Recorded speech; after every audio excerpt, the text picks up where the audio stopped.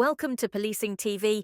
Each week, we will explore the highlights from our latest videos, diving into topics like AI, technology, drugs, and the people shaping the future of policing. We start the week at a community event that was raising awareness about knife crime. Key speakers shared personal stories while also discussing the need for community cohesion to combat this issue effectively. In this clip, we heard from Assistant Chief Constable Dennis Murray from Thames Valley Police, emphasising the importance of education. Whilst there isn't a major knife crime issue in Maidenhead, the community have said that they are worried about the fear of knife crime, and therefore they want us to help them to build their education, build their understanding around this. We've got really significant and key speakers here this evening, that some of them have sadly been the victim of knife crime. Others are going to talk about their awareness of the things to look out for and to make sure that they're aware of what their people's children are doing. So I'm looking forward to this event. I think it's going to be absolutely fantastic. We've got a number of people here today, including the local MP, the High Sheriff, and key speakers from across the country that are coming to share their knowledge. As you can see now, people are starting to fill into the venue. So looking forward to those speeches, speaking on behalf of Thames Valley Police and making sure we have a fantastic event.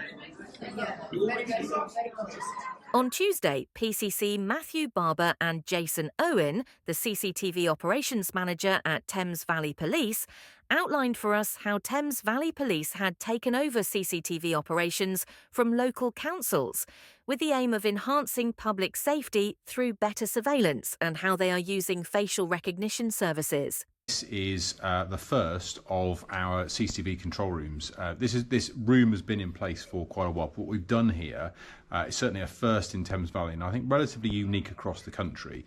We now have public space CCTV that was previously run by Milton Keynes Council, is now still jointly funded with the council, but operated, owned, monitored and maintained by Thames Valley Police. So this is where we monitor the Milton Keynes public place CCTV, but also, and really importantly, it's also the location for monitoring Slough's CCTV. It is the start of a wider network of our CCTV partnership that we're setting up across Thames Valley, hoping that the Oxfordshire CCTV control room will be up and running later this year. That's consolidating all of the various CCTV systems across the county of Oxfordshire into one control room, again operated by police staff, linked directly into operational policing on the front line, and working jointly with local authorities to fund that, and then hopefully working out across the rest of Thames Valley to bring all those other remaining areas on board.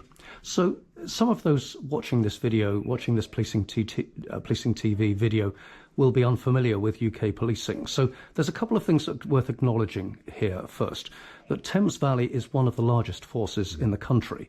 I think it's the largest non-metropolitan force in England and Wales. So very sizable geographic area, a number of cities and very large number of towns within that catchment. Also, the approach to CCTV here in England, Wales and the UK is rather piecemeal, I think it's fair to say. So tell us what it is about your approach here in Thames Valley, and specifically here in Milton Keynes, that is different from what's been happening elsewhere. Yes, you're certainly right about that context. Thames Valley is 2,200 square miles, about 2.5 million people. So we're a large police force covering a big area. And a lot of people in this country as well as overseas may not realise that CCTV is nobody's statutory responsibility. The police don't have to provide it, local authorities don't have to provide it. Generally, it tends to be provided by local councils in various places around the country, sometimes with some support from the police. And that was the picture I inherited when I became Police and Crime Commissioner nearly 4 years ago now, which was very piecemeal. Some areas have virtually no public space CCTV. In other areas, it's run entirely by the council, maybe with a slight financial contribution from the police. In other areas, there were police staff in council control rooms, and no real consistency. So what we've invested in here, and invested quite heavily, is making sure we've got state-of-the-art equipment in a control room which has clear lines of responsibility. So the staff here are police staff. We have clear policing structures around them. They can link into operational police officers officers on the front line join in with their daily briefings much more closely than they ever would have done before as council staff, but working then behind the scenes with local councils to make sure we're still sharing the financial burden of that. But the reason I've done this is I recognise that CCTV is hugely important to keeping the public safe. We know, one of the most surveilled countries in the world, and I think we need to be very careful about how that progresses using new technology. But most people still expect reasonable quality CCTV in the public realm to protect them and allow the police to detect crime. So I think that's really important. And frankly, we need to accept that the police are the biggest users of that, not local authorities. So it's quite right that we step up and make sure that what the public expect is in place, it is there, and the public don't really care who provides it. So I'm making sure it's there for them. So there's a great deal of intelligence that can be provided from CCTV, and the CCTV that we're talking about here, I believe, is the CCTV in public ownership rather than private ownership. So does the CCTV here use facial recognition? There's been quite some debate here in the UK about the use of live facial recognition. Is the system here using that sort of technology?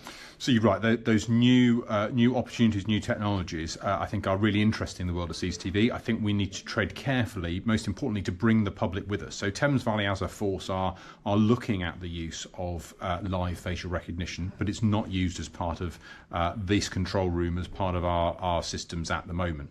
What's been really key for me in terms of developing the technology is making sure that we could upgrade to use that sort of technology in the future, if one, it's proved to be effective, and two, we can make sure that we take the public with us around that. I think there's some real challenges. I think the public are really quite comfortable with the use of facial recognition in terms of identifying known suspects or known offenders who are out there.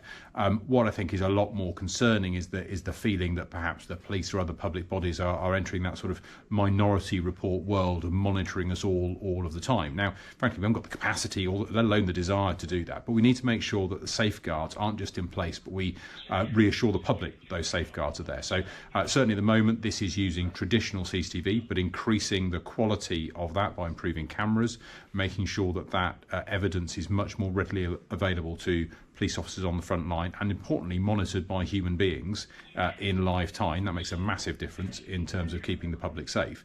And I think we do need to look at that new developing technology around facial recognition, but only if we can deliver that with public consent. Lastly this week, we were lucky enough to be able to be at the World Police Summit in Dubai this year, where various international law enforcement professionals gathered to share insights and experiences. Here we get just a few of the attendees we met, from such organisations as the NFL, Geneva Police, and the organisers themselves, Dubai Police.